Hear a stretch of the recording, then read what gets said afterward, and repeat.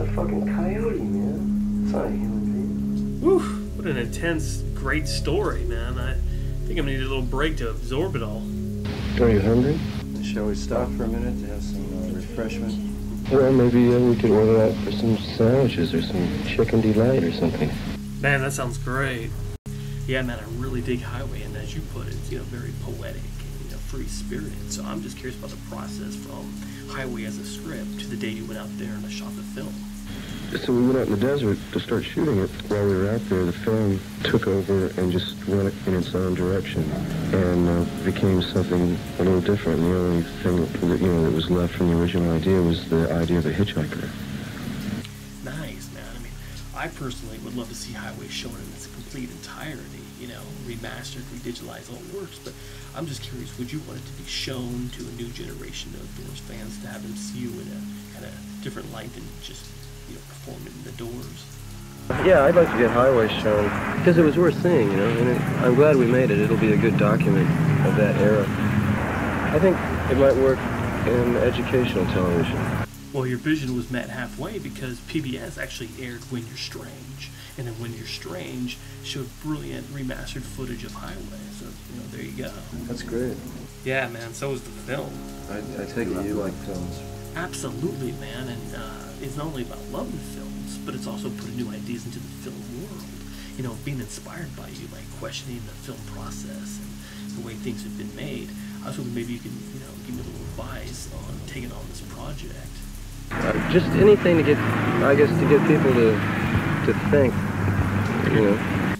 Yeah, man, that's the goal. I mean, but I have to admit, it can be very frustrating to live in a society where everything's just so fast-paced, so very voyeuristic, mechanized, pewterized, and, it brings a lot of challenges to stay true to yourself and to the vision, at the same time delivering this creative project and get people involved, There does seem to be a trend toward a return to a kind of primitive outlook on life, a more tribal attitude. I think it's a natural reaction. Unfortunately, I think it's kind of naive because I think the future is going to become increasingly mechanized, computerized, as you call it.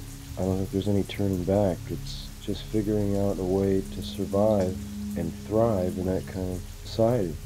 Man, that is so true, man. And to me, I think it's that energy that really pushes me to motivate myself to get things rolling, get things going. And then sometimes life happens, and I kind of get unmotivated or just kind of disconnected from the project.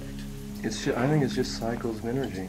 It's cycles of non-productiveness and then intense periods of creativity. It's going to open the scene up for a lot of people. You're doing something. Hey, man, I appreciate it.